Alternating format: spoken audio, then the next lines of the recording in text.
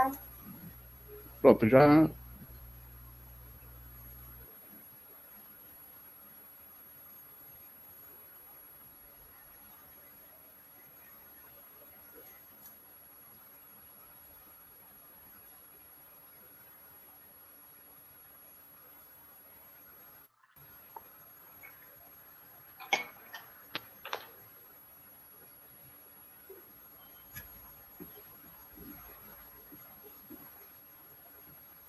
Então, agora que você começou a fazer pesquisa lá. Isso. Eu ia iniciar o projeto agora em março, aí veio a pandemia. Vai ter que redesenhar toda a parte metodológica. Ah, mas tranquilo.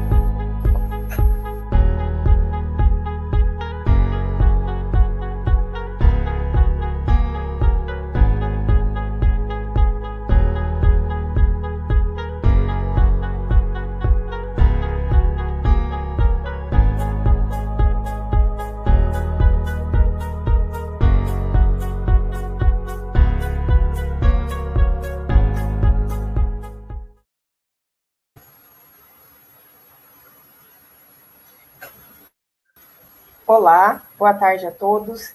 Nós estamos aqui, né, para palestra de abertura do primeiro encontro de Neurociência Cognitiva e Educação Matemática, conectando as duas áreas de pesquisa. Esse é um evento que tem o apoio do DEDUC, que é o Departamento de Educação da UFRN, e também estamos com uma parceria com a Sociedade Brasileira de Educação Matemática Regional do Rio Grande do Norte. Bom, eu sou a professora Etienne, sou professora da UFRN, do Departamento de Educação.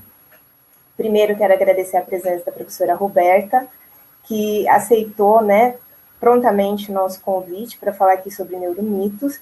Como acho que a maioria de vocês devem saber, porque, como eu vi aqui, a maioria dos inscritos foram os meus alunos, né, eu sou matemática, mas sou doutora em neurociências, e a gente vem num projeto dentro do Departamento de Educação que começa, né, ou foi inspirado pelos trabalhos da professora Roberta, que são os caçadores de neuromitos.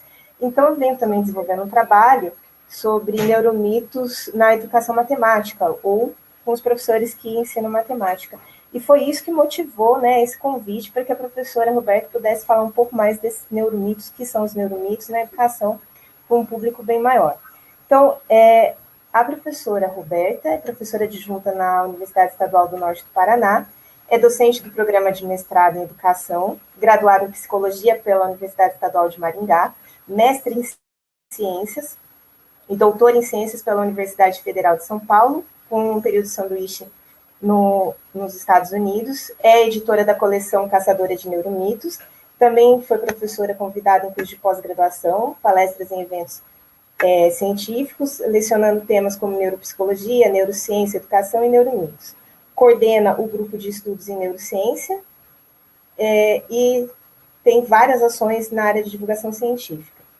E atua nas seguintes áreas de pesquisa: memória, cognição, neurociência e educação, e também, como ela menciona aqui, é mãe do Luke, né? Então, então seja bem-vinda, Roberta. Agradecemos muito. Né? Eu que agradeço o convite, Etienne. Muito obrigada. É um prazer estar aqui com vocês. Então, vamos começar. Vamos Obrigada começar. a todos. Obrigada.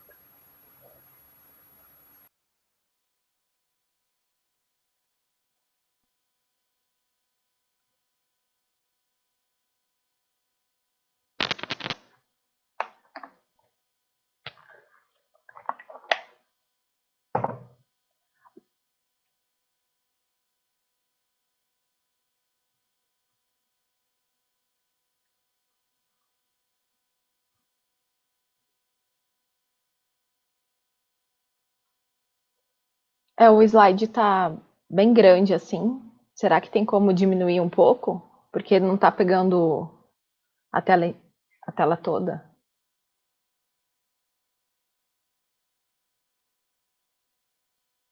Isso. Tá cortando um pouquinho, mas não tem problema não. Posso começar?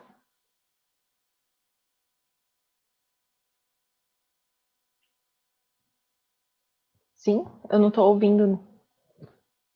Vocês estão me ouvindo bem?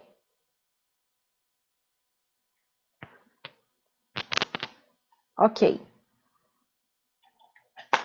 Deixa eu ver aqui. Messias, fala comigo.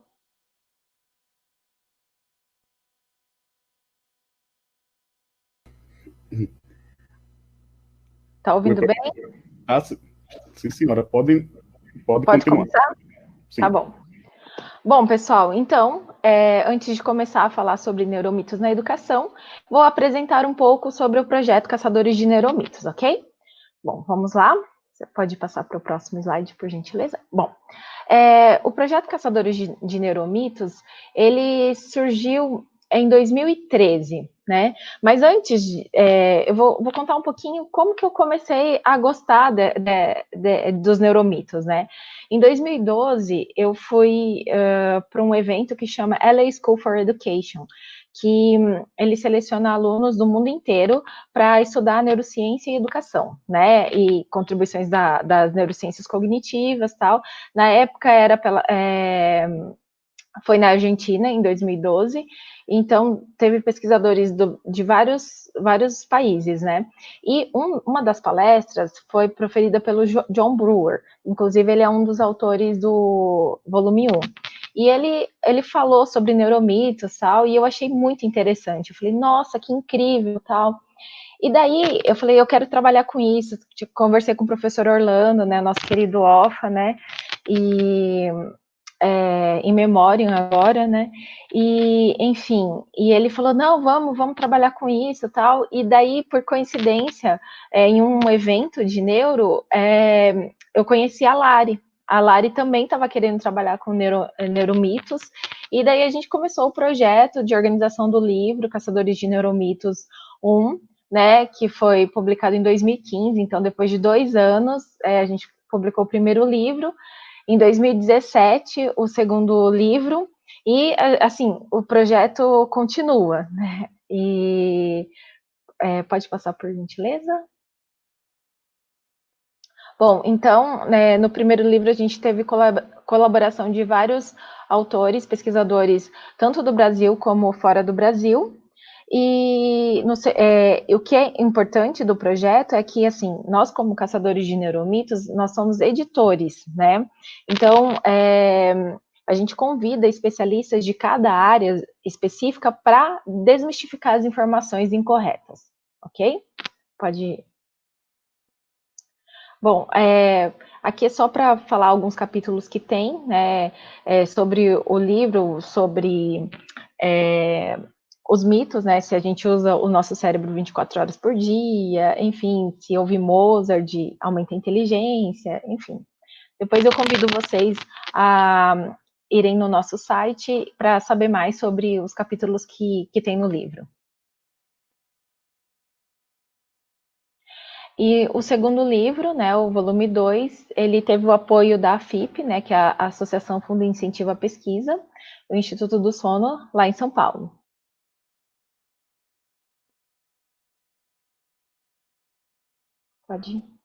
Pode passar, por favor. E também teve colaboração de diversos pesquisadores nacionais e internacionais. Também tem vários capítulos seguindo a mesma tendência do primeiro. Por exemplo, se a gente usa 10% do nosso cérebro, enfim, né?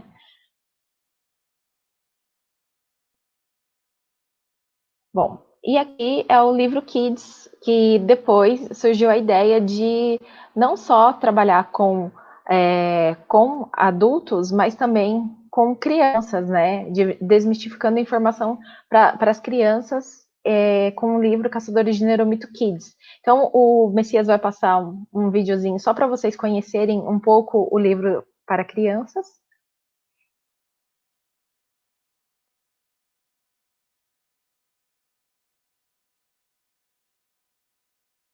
Uma equipe de cientistas do cérebro está em busca de novos ajudantes para combater o neuróquio, um monstro que espalha neuromitos, que são mentiras sobre como nosso cérebro funciona. Nessa aventura, eles percebem que o Neuróquio tem feito muitos estragos e suas mentiras já estão até nos jornais, mídias sociais e na televisão. Quem se aventurar com eles e mostrar como o cérebro realmente funciona, ganhará recompensas pelo esforço e receberá uma carteira como caçador de Neuromitos Kid e entrará para a equipe. Divertido, instrutivo e interativo, esse livro é garantia de diversão e conhecimento para toda a família.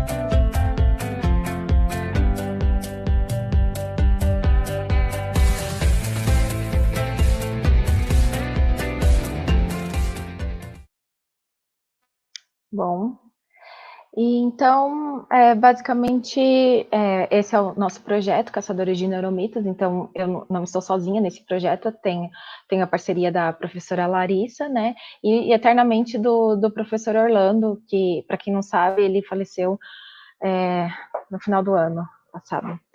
Bom, então, pode passar, para a gente ver. Bom, quando a gente fala de neurociência, cérebro, muitas informações vêm na nossa cabeça, né? Vêm na nossa mente. Eu garanto para vocês que vocês estão pensando agora várias notícias que vocês já viram sobre cérebro, sobre neurociência, várias informações, enfim, né? Então, o cérebro é um órgão, um tema que chama muita atenção. Pode passar, Messias. E agora, só para interagir um pouco mais com vocês, eu não estou acessando o chat, mas o Messias está, e eu quero que vocês respondam verdade ou mentira para algumas informações que eu vou falar a seguir.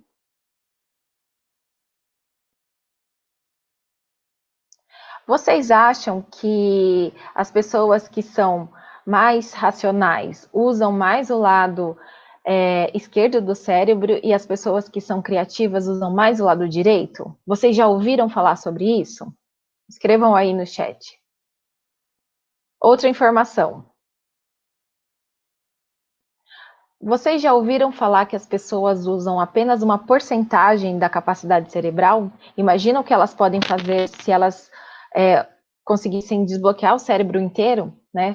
Ou vocês acreditam nessa informação, que a gente usa 10% da capacidade cerebral? Vocês já ouviram falar que existem alguns estímulos de aprendizagem? Já apareceu a resposta, né, gente? Mas então, vocês já ouviram falar de alguns estilos de aprendizagem, que as pessoas têm estilos de aprendizagem e que se a pessoa aprender de acordo com o estilo, ela vai aprender melhor? Ou que vocês já ouviram falar que existem algumas técnicas de ginástica cerebral que, se você apertar alguns pontos do corpo enquanto você está aprendendo uma informação, você vai aprender melhor essa informação. Bom, tem um spoiler bem grande no slide, né, já passou, que todas essas informações são falsas. Então, qual é o objetivo, né? O objetivo de hoje é explicar para vocês o que são neuromitos, como eles surgiram, por que as pessoas acreditam nesses neuromitos, por que eles são prejudiciais, especialmente quando a gente fala em educação, e o que a gente pode fazer para combatê-los, ok? Então, vamos lá. O que são neuromitos? Em 2002, a Organização para a Cooperação Econômica e Desenvolvimento, a OECD, ela cunhou esse termo e ela definiu como informações equivocadas sobre o cérebro, sobre a ciência do cérebro. Então, seriam isso, as interpretações equivocadas sobre a ciência do cérebro, ou afirmações duvidosas vindas de interpretações de leigos sobre as imagens cerebrais ou dados de experimentos científicos. Os neuromitos, eles ignoram a interconectividade do cérebro, simplificando os achados científicos e gerando uma divulgação incorreta dos mesmos. Ou seja,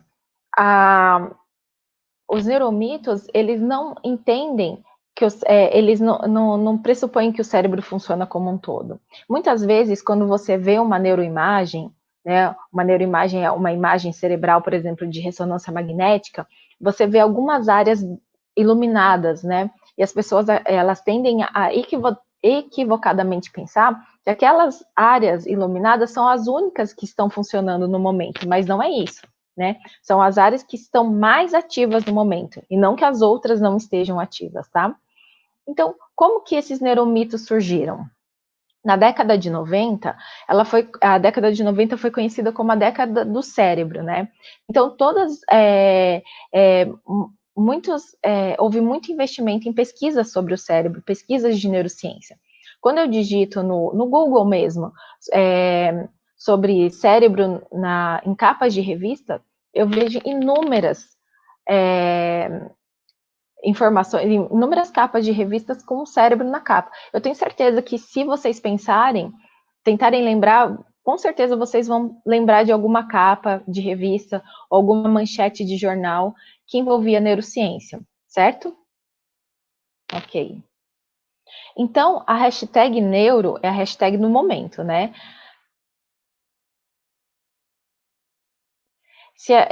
Uma análise foi realizada para analisar a quantidade de publicações de neurociências nas mídias populares, e não nas publicações científicas em si, né? E essa análise mostrou que a quantidade de publicação que envolvia neurociência dobrou nos últimos, em cerca de 10 anos, tá? Então, teve muito. Mas, assim, o que vende, né? O que vende são notícias que tenham alguma informação que as pessoas se interessam, né? Então, muitas vezes, os jornalistas, eles têm que simplificar as informações das pesquisas para colocar essas informações no jornal, tá? Então, eles simplificam demais as informações sem explicar o método científico, o método daquele experimento em si, como que ele chegou àquele resultado, para qual grupo que funciona, quais são as limitações do estudo. Isso não é o que vende cientistas mostram que comer chocolate faz com que você tome melhores decisões. É isso que vende, né? Não é qual foi o método, como que foi utilizado. E quando é analisado o nível de explicação sobre as informações divulgadas, quase não tem explicação, né? 75% das matérias não tinham uma explicação científica do método.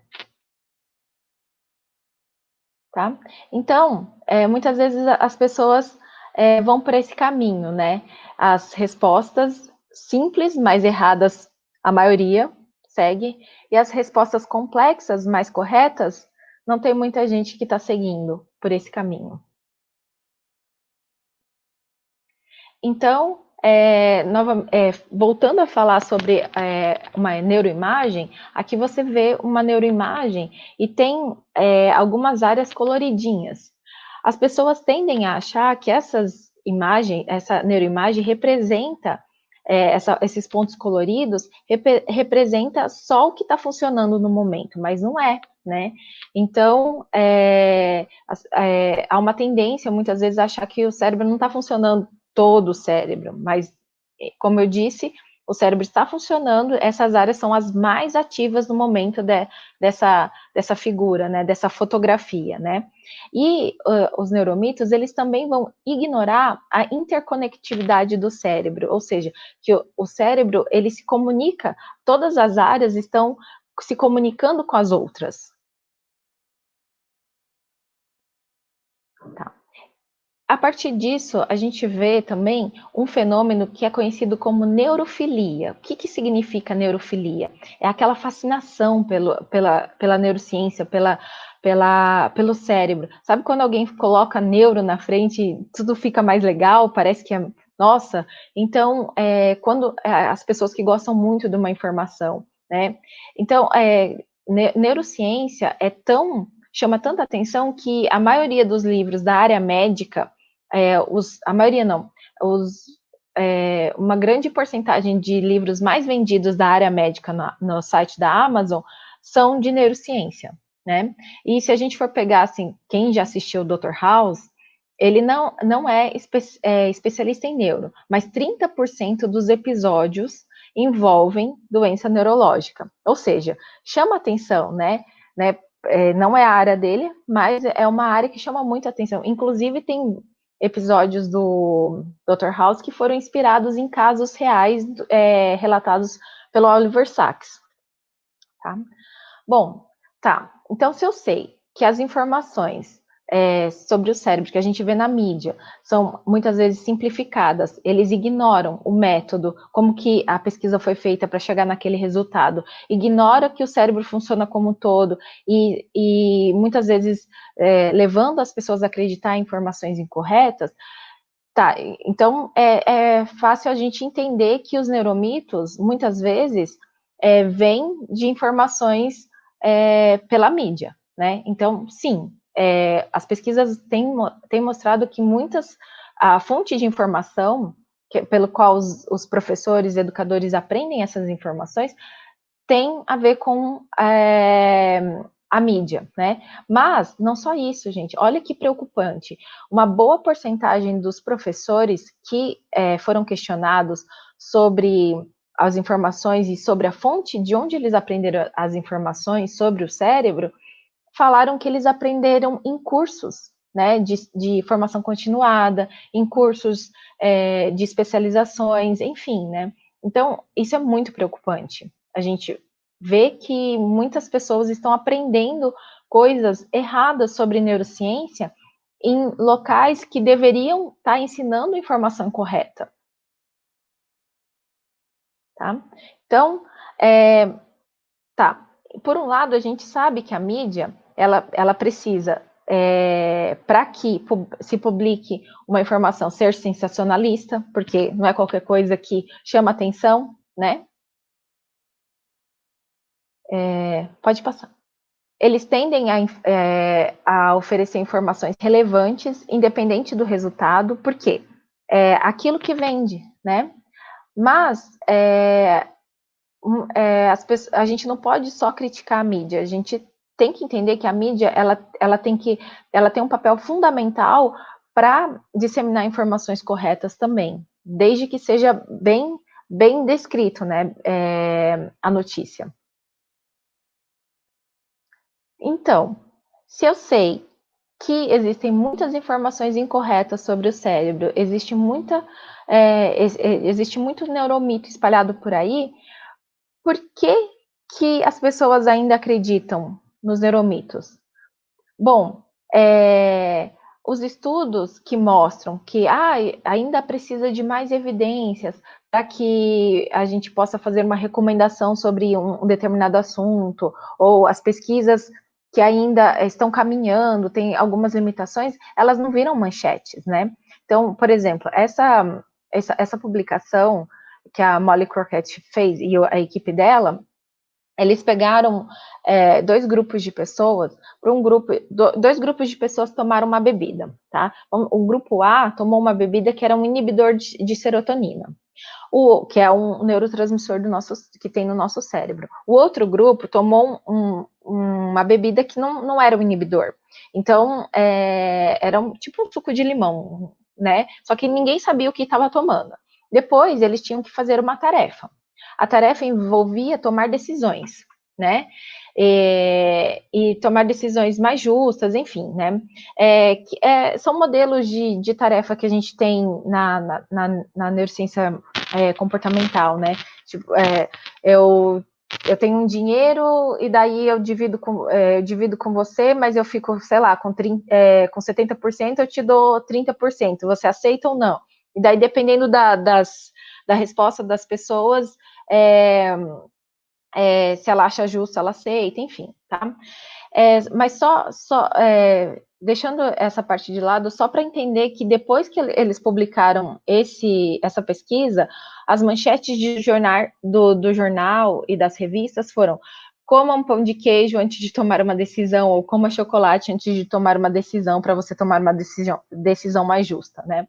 Mas o artigo não fala nada disso, né? O que o artigo fala é que quando a pessoa está com menos serotonina, porque ele tomou um inibidor, ele vai tomar decisões piores do que a pessoa que não tomou nada, ou seja, que ela está normal, né?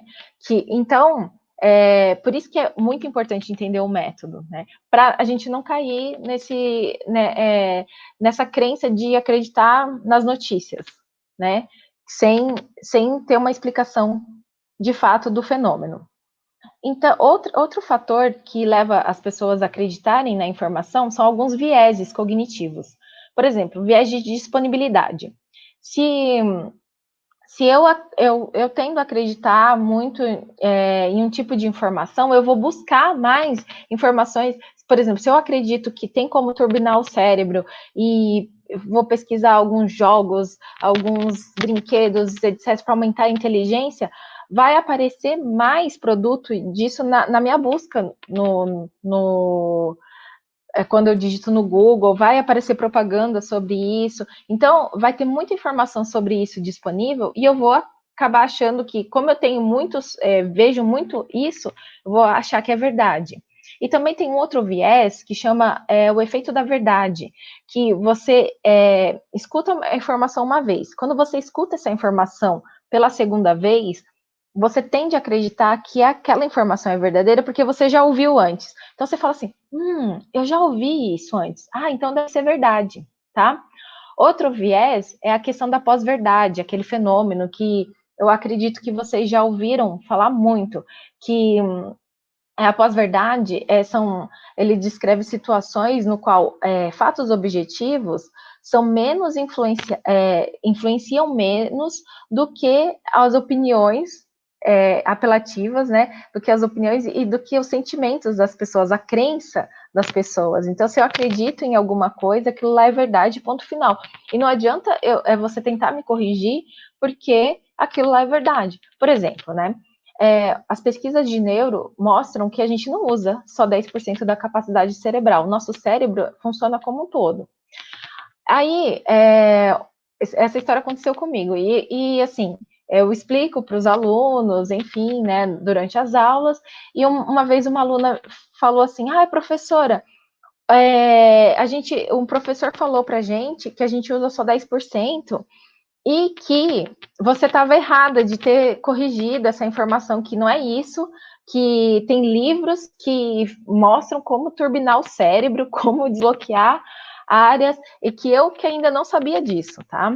Então, eu que ainda não acreditava nisso. Mas que aquilo lá era verdade, porque tinha best-sellers. São livros muito muito vendidos, então muita gente lê, e eu que não sabia que a gente usava 10%, que estava errado, né? E eu fui conversar com o professor depois, porque ele veio conversar comigo, né? Porque os alunos tentaram explicar para ele e ele não acreditou. E daí eu conversei com ele e ele continuou não acreditando. Ele falou, não, é que a sua área vê um lado da história, a minha área é outra área. E ele é meio coach, sabe? Então, né? Aí ele falou, não, a minha área acredita nisso, no potencial, que você pode desbloquear, e você pode usar muito mais essa capacidade cerebral, enfim, tá? É a pós-verdade. Pode passar, por favor? Bom, outro fator que antes a gente tinha isso muito forte é o fator de que quando você tem uma imagem de um cérebro numa notícia, essa imagem ela tende a ser mais as pessoas tendem a acreditar mais nessa informação do que quando você não tem uma neuroimagem, né? Então, o que o McCabe e Castle eles fizeram? Eles deram textos para vários grupos de pessoas, né? Para um grupo de pessoas tinha o texto e uma imagem de um cérebro. Para outro grupo tinha o texto e um gráfico com cérebro, enfim, né? Um esquema de um cérebro. E para outro grupo só tinha o texto. E eles perguntavam quanto eles achavam aquela informação científica, quanto eles acreditavam naquela informação e tal. E, assim, o grupo que viu tinha o texto era o mesmo, tá, gente? O que mudava era a imagem que aparecia ou não aparecia nenhuma imagem. O que via a imagem do cérebro o grupo que via essa imagem do cérebro tendia a acreditar mais na informação, né? Ao passo que os outros tendiam a ranquear como menos válida aquela informação. Só que, posteriormente, outros estudos, como o do Michaels, mostrou que a questão da imagem não foi replicada por outros estudos, tá? Entretanto, as explicações neurocientíficas, mesmo que não tenha nada a ver, mas sabe quando a pessoa começa a falar assim, não, esse fenômeno é assim porque no seu cérebro acontece assim, assim, assado e nananã, aí as pessoas tendem a achar aquela explicação mais satisfatória do que quando não envolvia neurociência, mesmo que o assunto não tinha nada a ver com neuro, tá? Pode passar, por favor? E daí, esse estudo é bem interessante porque eles criaram um produto educacional hipotético. Para algumas pessoas, o anúncio vinha com a palavra cérebro, então treinando o seu cérebro direito. Para outro grupo, era treinamento começando direito. E alguns tinham a imagem do cérebro, alguns não tinha imagem, alguns tinham a palavra, outros não tinham a palavra cérebro, né? As pessoas que viam a palavra cérebro ou que tinham a imagem do cérebro achavam o produto mais interessante, mais eficaz, mérito científico do que o mesmo produto com a mesma descrição, só a diferença é só a questão da palavra ou só a questão da imagem, tá? Nós fizemos, pode passar, por favor? Nós replicamos esse estudo, que foi publicado recentemente na Trends, em Neuroscience and Education, e nós vimos que o que a gente viu não foi, novamente, lembrando que eu tinha falado da meta-análise do Michael, que eles não replicaram a questão da neuroimagem, a gente também não viu o efeito de imagem de cérebro, mas tem efeito da palavra. Quando tinha o anúncio educacional, tinha a palavra cérebro, era ranqueado como mais efetivo, mais interessante e com maior mérito científico do que quando o produto educacional não tinha a palavra cérebro. Então, o que a gente fala? A gente pega uma informação, sabe aquele raio gourmetizador? Que quando você pega, tem um churros, daí você compra um churros gourmet e ele é muito mais caro, né? Ele é muito mais interessante. Então, a gente também tem isso na neuro. Pega uma informação, joga o raio neurotizador e tem o quê? Uma neuroinformação, né? E essa neuroinformação é mais legal, mais interessante, chama mais atenção, enfim, né? Então, esse é uma parte do prefácio do nosso livro, o volume 1, que foi escrito pelo neurocientista Siddhartha Ribeiro, que ele fala assim: se for verdade que cada época tem os mitos que merece, o século XXI tem feito por merecer muita bobagem com áreas de neurociência.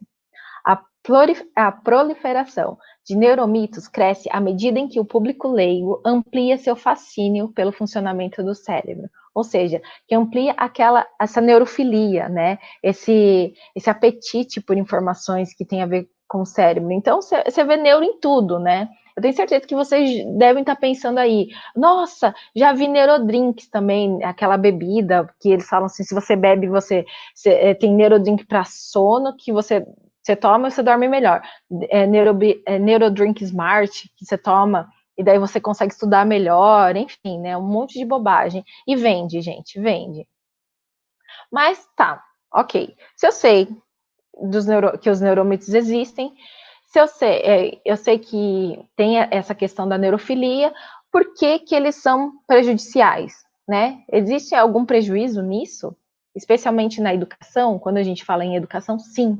Né? Qual é o prejuízo? Imagina você é um professor que você acredita numa bobagem dessa e fala assim, eu vou fazer um curso, vou juntar dinheiro e vou fazer um curso do Branding, que é lá nos Estados Unidos. Aí você junta seu dinheiro, investe seu tempo, né? Vai lá aprender as técnicas, chega, vai aplicar em sala de aula e não dá resultado. Aí fala assim, nossa, você perdeu seu tempo, seu dinheiro, investindo numa estratégia que não é comprovada cientificamente, não tem evidências de que vai funcionar, né? Então, as pessoas acabam vendendo produtos, acabam consumindo produtos, consumindo cursos, perdendo tempo, perdendo dinheiro com isso, né? Então, se a gente for pensar, né, para ter realmente uma ponte entre neurociência e educação, para conectar as áreas, a gente precisa que a educação seja baseada em evidências. O que é uma educação baseada em evidências? Uma educação baseada em evidências é uma educação que existe comprovação de que aquele método funciona. Ele foi testado, ele foi validado, ele foi controlado. Não é assim, eu acho que funciona assim por causa da minha experiência. Ou, eu estudo assim porque eu acho melhor. Ou, eu faço isso a vida inteira, eu aprendi assim e vai continuar sendo assim. Não, existem vastos estudos com grupo controle, tanto em sala de aula quanto em laboratório, mostrando que existem algumas estratégias e algumas técnicas que são melhores do que as outras. Mas para que a gente tenha uma educação baseada em evidência, a gente precisa mostrar quais são as técnicas que não funcionam também, que não tem comprovação, para que as pessoas não fiquem acreditando, para que os educadores não fiquem acreditando naquelas informações falsas, tá? Então, aqui alguns exemplos, né, que eu falei no começo, né, que muitas pessoas acreditam que as pessoas são hemisfericamente direita ou esquerda. Inclusive, tem uma vez um caso que eu conheço, né, um professor dava aula numa pós de neuropsicopedagogia, sei lá, alguma coisa assim, e daí, quando ele soube que eu era da área de neuro, ele falou assim, vem cá, eu vou te mostrar um negócio, olha que bacana, né, eu dou aula de neuro também, não sei o quê, e ele é da área da pedagogia, e ele falou assim, olha, eu ensino a aplicar um teste para ver se o aluno é hemisfericamente direito ou esquerdo, porque daí, se o professor ele sabe qual lado ele usa mais, ele pode ativar o outro lado. Aí eu falei assim, então eu expliquei para ele que aquilo lá era uma mentira, que era um neuromito, que não é assim que as coisas funcionam, tal. E assim, ele falou, nossa, mas eu comprei o livro num evento, né, num evento de educação, enfim, né. Então, é muito perigoso isso. Essas informações incorretas, elas estão espalhadas por todo o canto, né. Se a gente for pensar que o Brasil, ele é um país que, em relação ao nível educacional, o Brasil, ele é um dos piores, assim, ele está bem mal colocado, dados da Unesco, do PISA, enfim, né, a gente fica super preocupado, como que a gente pode, se a gente continuar com essa tendência de acreditar em qualquer bobagem e tentar levar para a sala de aula, a gente não vai ter uma educação efetiva, né, então, não, as pessoas não são hemisfericamente direita ou esquerda, né. Pode continuar. Bom, outro neuromito muito comum na educação é dos estilos de aprendizagem, né, que, só para explicar um pouquinho mais, existem algumas preferências. Por exemplo, as pessoas falam assim, eu gosto de aprender uma informação visual, eu gosto de aprender uma informação auditiva, quando eu ouço a informação, eu só aprendo fazendo, tal, né, e, enfim, existem outros estilos de aprendizagem. Esses dias eu estava lendo um artigo que tem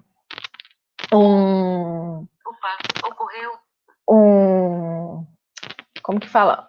Um pesquisador que fala que são mais de 71 estilos de aprendizagem que podem se combinar entre si, ou seja, se for combinar todos os estilos de aprendizagem um com o outro que ele acha que existe, existiria mais estilos de aprendizagem do que pessoas para ter estilos de aprendizagem, então é muito individual, né? E o fato de você preferir uma informação vendo uma informação, ouvindo uma informação, não significa que se você aprender de acordo com o seu estilo, você vai aprender melhor, né? Então, por exemplo, as pesquisas que deveriam mostrar isso, então, eu acredito em estilo de aprendizagem, eu vou provar que é verdade. Então, bola um experimento legal, por exemplo, pega um grupo de pessoas que se dizem visual, outro grupo que se dizem auditivo, e dê informações de forma congruentes e incongruentes. Por exemplo, para o grupo visual, metade do grupo vai aprender de forma visual e metade do grupo vai aprender de forma auditiva, e se der diferença, se o grupo visual que aprender com informação visual for melhor do que o grupo visual que aprendeu com informação incongruente, no sentido, nesse exemplo que eu dei auditivo, então você teria como mostrar que os estilos de aprendizagem funcionam. mas revisões da literatura, enfim, várias pesquisas não têm mostrado que não é assim que funciona, tá? E esse é um dos neuromitos que os educadores mais acreditam. Outro é o branding, que eu citei também anteriormente, que pressupõe que se você faz algumas massagens em alguns pontos do corpo, alguns exercícios enquanto você está aprendendo uma informação, você vai aprender melhor, mas você não vê evidências em artigos científicos de branding fora que eles têm uma revista, o branding, a revista científica deles, que só publica que ele funciona, mas fora da revista do branding, revistas em periódicos revisados pelos pares, especializados em outras áreas, não há evidências que essa técnica funciona, tá? Mas ela existe em vários países, infelizmente. Tá. Outro problema de acreditar nesses neuromitos e nessas besteiras por exemplo, no Reino Unido, na Irlanda do Norte, eles fizeram uma reforma educacional e para tentar aplicar estilo de aprendizagem e mais algumas bobagens aí na educação, e depois eles viram que não estava funcionando, né? E que não melhorou a educação, eles só perderam tempo e dinheiro, investimento, porque tinha que treinar os professores, etc, etc. Então, para que a gente não cometa esse erro de fazer formação continuada de professores, treinamento com técnicas fadadas ao fracasso, é importante que as pessoas conheçam que é verdade o que não é, o que vale e o que não vale em relação às contribuições da neurociência. Tá? Aí, como é um evento de matemática, eu não poderia deixar de fazer propaganda, claro, de 2 capítulos. Um do volume 1, que fala assim: meninos são melhores em matemática, você está certo disso? Escrito pela Annelise Júlio Costa, pela a Bárbara e pelo Vitor Hassi. E no livro 2, no volume 2, tem um capítulo que fala: é preciso escola para saber matemática, que foi escrito pela neuropsicóloga Flávia Heloísa Santos, né? Então, só para aguçar um pouco a curiosidade de vocês em relação a essas informações de neurociência e matemática, tá? Tá, mas então, Roberta, você falou que as pessoas, o que são neuromitos, que as pessoas acreditam nessas informações, as pessoas acham interessante as informações sobre neurociência, elas têm um apetite sobre isso, mas tem gente corrigindo essas informações, mas por que, mesmo assim, as pessoas continuam acreditando em neuromitos? Bom, as evidências que contrariam os neuromitos são publicadas majoritariamente em artigos científicos, em periódicos especializados, que geralmente educadores não leem ou não têm acesso por estar em outra língua, por exemplo, né? Ou por ser numa linguagem mais complexa, mais acadêmica. Bom, então, o que a gente pode fazer para combater essas informações, né? Nós podemos auxiliar na alfabetização neurocientífica e popularizar a neurociência. Quanto mais informações que as pessoas sabem sobre o cérebro, menos eles vão acreditar em neuromitos. Alguns estudos mostram isso, alguns mostram evidências contrárias, por exemplo, porque depende muito de onde as pessoas estão aprendendo essas informações, né? Então, tem pessoas que fizeram cursos de neurociência, só que cursos duvidosos, e daí acabam acreditando nessas bobagens. Por isso que eu estou falando alfabetização neurocientífica de qualidade, popularizar a ciência com compromisso, e não falar qualquer informação, falando que está divulgando neurociência, eu vou dar um curso para os professores sem saber muito o que é neurociência, sem saber muito dessas informações, porque vai acabar passando informações incorretas, tá? Então, o que a gente tem feito, né? Nós temos a nossa página no Face, dos Caçadores de Neuromitos, se vocês quiserem, depois eu passo o endereço certinho, pode passar. de ações. Nós temos o nosso site também para divulgar sobre as ações que a gente tem feito, os livros, enfim. Tem reportagens em algumas revistas, jornais, em blogs, em TV, tentando divulgar essas informações. Participamos de Semana do Cérebro, do Mind, Semana Nacional de Ciência e Tecnologia, palestras, mesas redondas, eventos científicos, enfim, né? Atualmente, com a pandemia, muitas lives, né? A gente tem feito para divulgar essas informações sobre neurociência. Bom, eu vou falar um pouco o que a gente tem, enquanto o meu grupo de estudos tem feito na UEMP, né?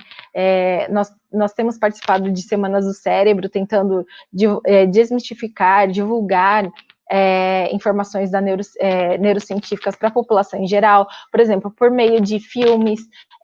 Então, vou falar aqui algumas coisas, algumas ações, porque eu acho interessante que outras pessoas também possam fazer em outras universidades, para tentar atingir um maior público possível, né? Então, por exemplo, a gente fez sessão de neuromovies, né? Passa um filme, uma mini palestra de 30 minutos, um filme, e depois debate o filme com base na palestra, né? Então, se o filme era sobre Alzheimer de início precoce, então tinha uma palestra sobre Alzheimer de início precoce, e daí passava o filme, e daí fazia a relação, falava o que era fato, o que não era, enfim, e debatia com os ouvintes do evento, né? Então, também, outra ação que a gente faz é para crianças, né? Crianças e adolescentes, que é esse Conhecendo o Cérebro, que é uma ação que eu gosto muito, né? Que a gente divulga, tipo uma feira de ciências, e tem vários estandes, e daí cada stand é responsável por uma atividade, né? Então, a gente já fez 5 edições desse Conhecendo o Cérebro. Infelizmente, esse ano, por conta da pandemia, não vai ser possível realizar, mas, assim, tem ações diversas, né? Desde ensinando neuroanatomia, pode passar, por favor, ensinando neuroanatomia, ensinando neurociência com práticas artísticas. Então, a gente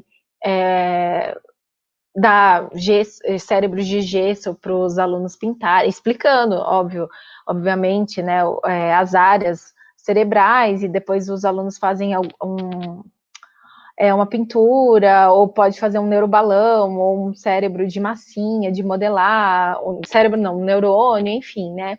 Tudo isso para tentar estimular a curiosidade das crianças, dos alunos, né? Pode passar, por favor. E também sempre tentando atingir a todos, né? Então, nosso público-alvo não são só alunos da educação básica, mas também são alunos da educação básica na modalidade de educação especial. Né? Então, tem outras ações que a gente fez para ensinar neuro, por exemplo, por meio da música, enfim, né? Então, eu coloquei aí alguns trabalhos. Se vocês tiverem curiosidade, podem perguntar depois. Pode passar. Mas, assim, é importante a gente ter uma coisa em mente. Quando a gente fala que a gente está divulgando neurociência, tentando combater os neuromitos, a gente tem que saber como a gente pode fazer para combater esses neuromitos, porque, assim, uma outra área que eu pesquiso muito é memória.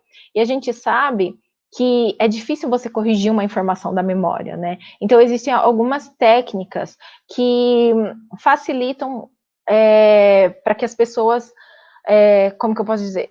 Para que seja mais efetivo a correção da informação, né? Então, para a gente evitar que as pessoas voltem, por exemplo, você corrigiu a informação, você falou, não, as pessoas não usam 10%, as pessoas usam o cérebro como todo, aí depois a pessoa fica, será que usam 10%? Será que não usa? Então, o que a gente pode fazer, né? Então, quando a gente fala que uma informação é incorreta, a gente deixa uma lacuna, né, no cérebro da pessoa. Não, isso daqui é uma mentira. Então, o que eu tenho que fazer? Eu não posso falar simplesmente que é uma mentira. Eu tenho que explicar por que é mentira. Eu tenho que preencher essa lacuna. Mas como que eu preencho essa lacuna? Com explicações simples, né? Eu não posso fazer uma explicação muito complexa, porque a pessoa não vai lembrar depois da explicação complexa, e depois é capaz ela lembrar da informação incorreta pensando que é correta, tá? Pode passar. Então, e também a gente tem que tentar evitar o efeito que a gente chama do contra-ataque. O que acontece? Você sempre vê uma manchete com um mito. Mas isso é errado, porque as pessoas, às vezes, elas não lerem as explicações, né? Então, a melhor forma de você desmistificar uma informação é colocar o fato em destaque, né? Na manchete ser o que é verdade e não um mito. E o mito está no meio da informação, assim, então as pessoas acreditam, algumas pessoas acreditam que a gente usa só 10% da capacidade cerebral, mas isso não é verdade por causa disso, aquilo. Mas a manchete não ser, tipo, usamos 10% do nosso cérebro? Não, a manchete deveria ser, nós usamos o cérebro como um todo. E depois, eu sei que não vende tanto quanto a outra informação para as pessoas lerem, mas é assim que as pessoas, a gente consegue corrigir melhor uma informação falsa. Né? Então, ser bem simples, não ficar falando um monte de informação, porque a pessoa não vai lembrar. E é isso, gente. Então, qual que é a mensagem final? É que os neuromitos são informações equivocadas sobre o cérebro. A gente tem a neurofilia, que é esse apetite pelo cérebro, por informações neurocientíficas. A gente precisa alfabetizar cientificamente os nossos alunos, nossos professores, principalmente com informação neurocientífica, tomar cuidado com os vieses cognitivos e focar o que a gente pode fazer também, ajudar na popularização da neurociência. Ok? Bom, nosso site no Facebook é o Caçadores de Neuromitos. Nós temos um Insta, né, que é @neuromitos, para quem tem interesse em saber informações sobre as minhas pesquisas ou quiser entrar em contato comigo, pode me seguir no Insta também ou me mandar um e-mail. E é isso, gente. Obrigada, espero que vocês tenham gostado. E agora eu quero ouvir as perguntas de vocês.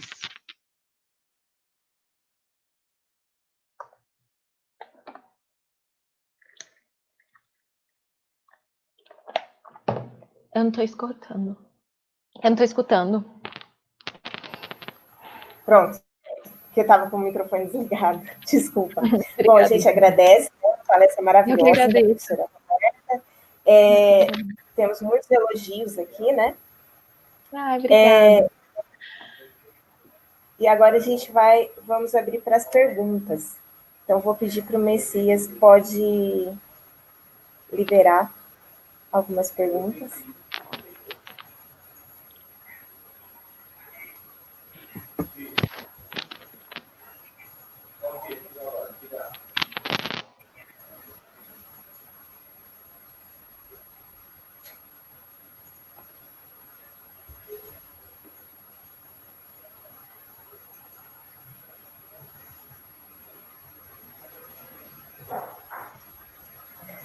Bom, gente, quem tiver pergunta, vou pedir para colocar no chat agora.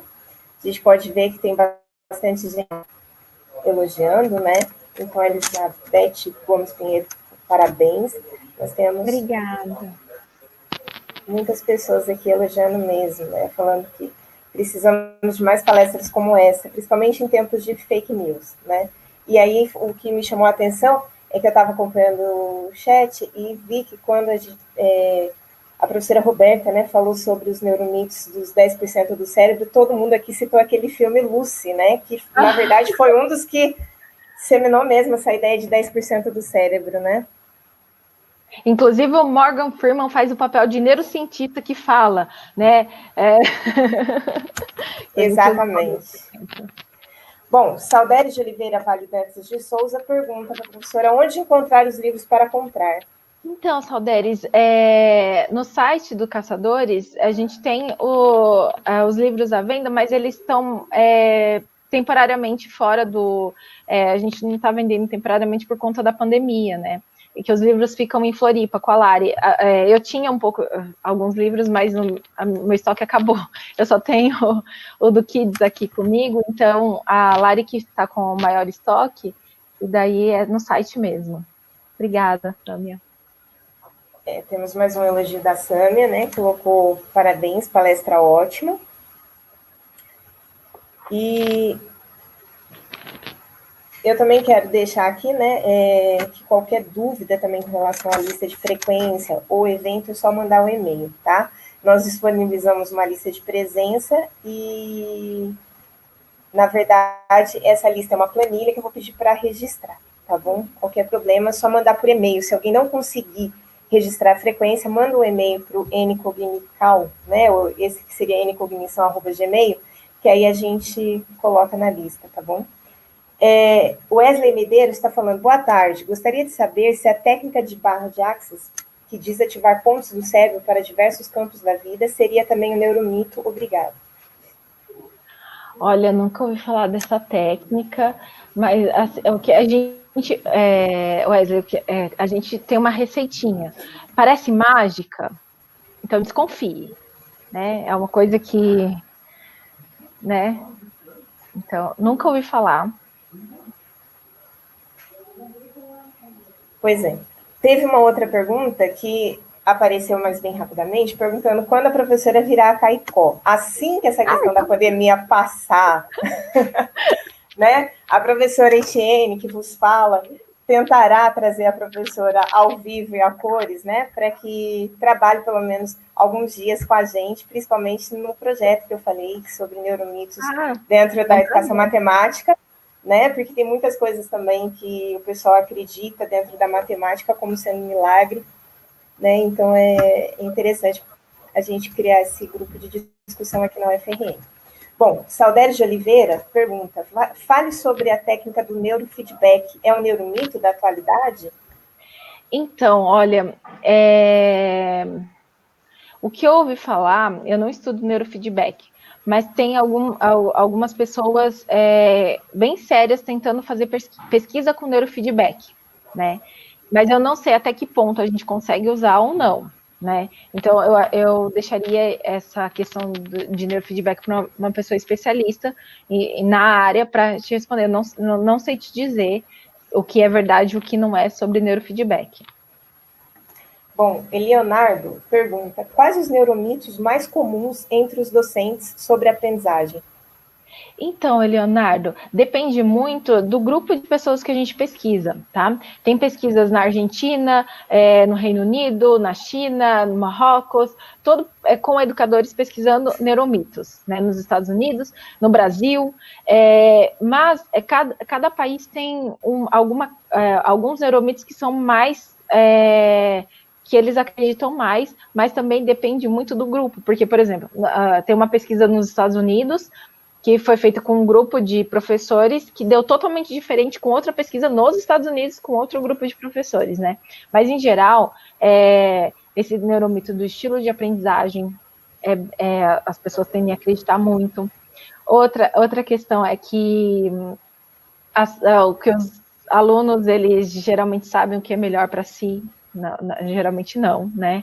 Eles não escolhem técnicas efetivas de aprendizagem, enfim. Né? Próximo. Professora, existem... acho que tem que voltar. Professora, existem vários... É a Catius que pergunta. Existem vários best-sellers sobre como melhorar a memória. Seria também um neuromito, ou existe, de fato, alguma técnica eficaz? Tem técnicas para melhorar a memória, no sentido de você melhorar a retenção, a duração da sua memória, né? Então, para você entender isso, você precisa entender como que a memória funciona, né? A memória, ela é um processo que envolve codificação da informação, então eu tenho que adquirir a informação, eu tenho que armazenar essa informação ela tem que ser evocada, depois de evocada, ela é reconsolidada, né? Então, assim, esse processo é o processo básico. Tem como eu melhorando a codificação da informação, por exemplo, no momento da aquisição da informação, eu tento processar essa informação mais profundamente, conectar com conhecimentos que eu já conheço, aumentar a minha rede de conhecimento, minha rede semântica. Então, quanto mais conectada a informação está, a informação nova com informações antigas que eu tenho, eu aumento a chance de conseguir lembrar dessa informação depois, e também a prática de lembrar, por exemplo, que é o foco do meu estudo do meu doutorado, que é você evocar a informação, você tirar a informação da cabeça. Quando você estuda tirando a informação da cabeça, você tende a prolongar a duração dessa sua memória, né? A memória, ela dura mais tempo. Bom, a Jaine pergunta: boa tarde, professora. Para identificarmos o que não é um neuromito, devemos se atentar à fonte da informação? Tem algum site que a senhora conheça que traga as informações, digamos, verdadeiras? Então, a fonte da informação é muito importante, Janine. Sempre tente, quando você vê uma notícia, alguma coisa, tente ver, estudo de uma universidade X falou que é melhor fazer isso do que aquilo. Tenta achar o artigo original, né? Quando você achar o artigo original, você vai... tenta ler o artigo e ver o que ele realmente fala. Daí você consegue tirar as conclusões. A próxima pergunta, Carla Carini. Além da receita do parece mágica, desconfie, qual outro método podemos usar para identificar o neuromito? Justamente tentar achar a fonte da informação, e quanto mais alfabetizado neurocientificamente você tiver, mais fácil vai ser reconhecer uma bobagem de uma informação correta. Bom, aqui é um comentário da professora Kátia Regina, que eu já quero agradecer também o comentário dela e a parceria, né? Porque nós estamos fazendo esse evento, eu estou fazendo junto com a professora Kátia, que ela é a professora da área, né, da disciplina de Psicologia da Educação. Que legal. E aí ela coloca aqui, né, excelente iniciativa da professora Etienne promover o evento e excelente palestra. Sou professora de Psicologia da Aprendizagem e a quantidade de neuromitos nessa área é enorme, né? Lembrando também que a professora Kátia também vai ser uma das palestrantes nesse evento, né, e agradecendo. Bom, Rejane pergunta, as técnicas sobre como estudar seria então um neuromito? Não, existem técnicas eficientes de como estudar, sim, tá? Mas aí você precisa ver qual é essa técnica. Tem uma revisão da literatura que foi publicado em 2013, eu acho, do Dunsloss. Se você digitar Improving Learning no Google, é um dos primeiros que aparece. É um artigo que ele pega 10 técnicas de estudo e ele faz uma revisão dessas técnicas e ele ranqueia de acordo com a efetividade, né? Que é média, alta, baixa, né? Média, alta ou baixa. E 2 são as melhores, né? A prática de espaçar ou de distribuir, né? Que é você estudar um pouco a cada dia e não tudo de uma vez, não deixar para a véspera da prova. E a prática de lembrar, que é você tem que estudar tirando informação da cabeça e não tentando enfiar mais informação na cabeça. Porque os alunos, eles tendem muito eu vou assistir mais uma videoaula sobre isso para ver se eu aprendo. Eu vou ler mais um pouco sobre isso. Então, é muito passivo, né? Então, quando você tenta tirar a informação da cabeça, você fortalece via a rede para encontrar aquela informação, tanto para encontrar a informação, mas também a rede daquele conhecimento específico. Então, você acaba lembrando mais, né? Então, existe técnicas efetivas, sim. Bom, e a gente tem aqui, né, para finalizar, mais um registro, que a palestra para o início, né, de abertura foi muito pertinente. A gente pensou justamente sobre isso, porque acho que eu, como falei no início, né, essa questão de neuromitos eu acabei conhecendo em 2014 e, de fato, a gente acaba tendo muito contato com... eu que trabalhava no departamento da Prefeitura de São Paulo, que dava curso para professor, a gente percebia muito, né, que quando fazia qualquer curso para professores, educadores vinham com muitas ideias que eram erradas, né, e os neuromitos que tinham contato com livros de palestrantes e pessoas que querem vender, querem consumir. Então, por isso que a gente já escolheu justamente esse tema para abrir, né? E ainda vamos voltar a falar muito mais sobre isso. Eu quero falar para quem não está conseguindo assinar a lista de presença, que é só mandar um e-mail para a gente com o seu nome completo, que a gente coloca na lista, não precisa se desesperar. Então, todo mundo que não está conseguindo assinar a lista, pode mandar um e-mail, que a gente daqui a pouco, finalizando, também tiro a lista do ar, mas pode mandar um e-mail que a gente registra. Porque eu estou vendo aqui que tem pessoas que estão no celular e não conseguem acessar para assinar. Não tem problema, manda e-mail registrando sua presença, tá certo? Bom, então é isso, nós agradecemos imensamente a professora Roberta, eu agradeço também toda a equipe de monitores que está aqui nos bastidores, né, o Messias, a Eneise, Raisla, Saulo, a Jeane, a Érica, está todo mundo aqui trabalhando, né, e muito obrigado por tudo, e a gente lembra, né, que essas palestras continuam. Então, que a nossa próxima palestra é no dia 4 de setembro, com o professor Matheus Cesarotto, que vai falar sobre design de jogos para crianças com descalculia. Então, eu agradeço mais uma vez, professora Roberta, e agradeço a presença de todo mundo. Tá certo? Então, muito obrigada a todos. Até a próxima. Até. Tchau, tchau. Obrigada, gente. Tchau. Tchau.